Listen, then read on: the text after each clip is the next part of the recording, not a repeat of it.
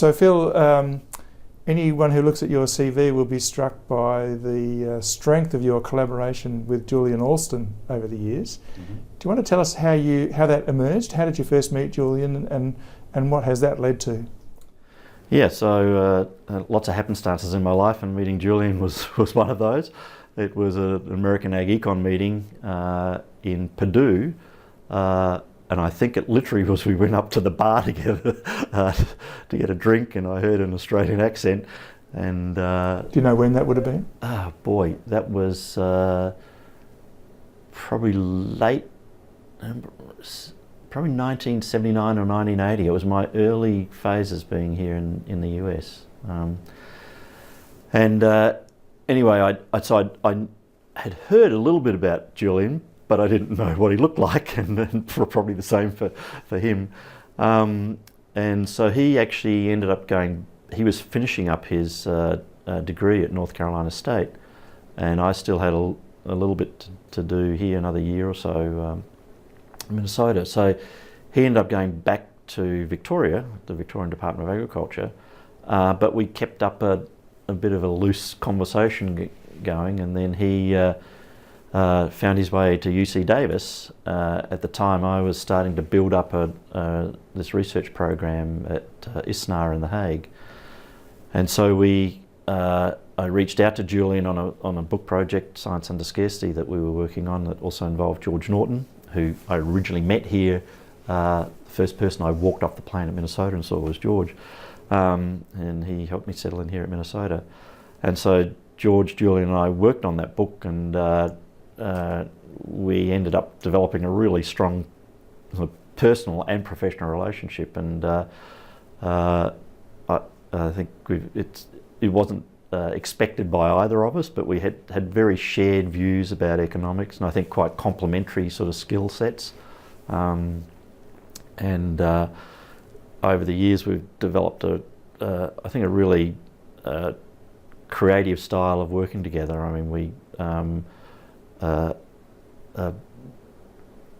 both have a go at each other in terms of our thoughts about things, which ends up spurring lots of creativity, I think.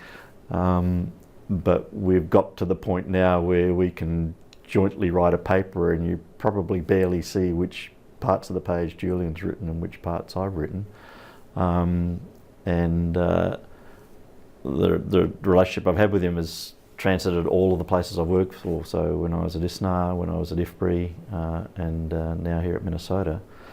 And it waxes and wanes, but it's been pretty persistent. And I think we joke that both of us have spent more time together on our respective anniversaries than we have with our own wives, which I say with some guilt, but probably there's some truth to it.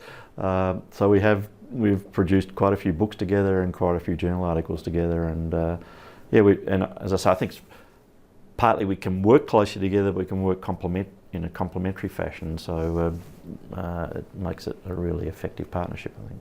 Do you want to just give us a 1 or 2 minute scan over the sort of the topics that you and Julian have worked on together, just to give a flavour of the range of issues? Yeah, so the Science Under Scarcity volume was a major investment in sort of pushing forward the methodologies of evaluating the returns to research, and so lots of the others sort of build on that. And lots of the other work builds on that, and so we've returned to that core theme persistently over time, and trying to weather the storm and sort of hold the economics up in the face of people wanting to often sort of relegate the economics to second place, and us feeling that not even the rigour of the analysis, but just an economic way of thinking in that area of endeavour it's all too easy to slip into other sorts of modes of thinking, and thinking about prioritising R&D investments and arguing for funding of research and so forth, and just trying to keep the economic story to the fore, but broadening the base of the analytical methods out and broadening the storyline out. That led to Science Under Scarcity has garnered a lot of citations, but another area of work we did was a meta review of the returns to research that we did back in 2000. And I repeated that with some graduate students a couple of years ago here, working jointly with a Minnesota colleague, Terry Hurley, who has also worked with Julian and me and some stuff. So that's been a consistent theme of part of our work. I think looking at the policy processes and incentives for investments in R&D, or more likely the under-investment problem in R&D, has been something he and I have spent a lot of time thinking about, and thinking about bringing an economic way of thinking into the institutional design of research, and how you can bring incentive structures in to research systems that get things more efficient and moving in the right direction. And sort of broader pieces, I think, of late about the role of R&D and innovation and technical change in economic development. So he and I have been working on some areas of work and sort of basically becoming economic historians in the process. So we've been pushing back some data sets and sort of stepping back and thinking about how agricultural technology has changed over time and the roles that's played, not just in the US agriculture, but in Australian agriculture and in developing country agriculture, and looking for the parallels and discontinuities between those development processes in those parts of the world. So it's broadened out to be quite a large palette of interests that we've got around this area. Okay, thanks. You've put a lot of energy and time into supporting and promoting and helping AARES during your career. Mm-hmm. So AARES is obviously important to you. Why? What's your motivation in giving so much energy and thought to making AARES a success?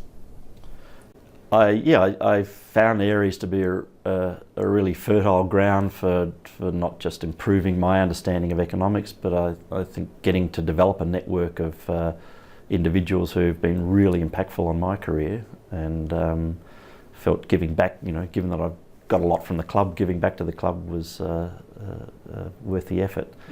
And that's taken various forms over the years. I think the one that I remember, probably not at the time the fondest, but in retrospect the fondest, was when AARES hosted the International Ag Econ meetings in the Gold Coast, yeah. And myself, Julian and Mal Wagner sort of led the AARES group, the local organising committee, to make that happen, which was a bit of a unique event, with Julian sitting in Davis, me sitting here in Minnesota, and Mal up in Brisbane.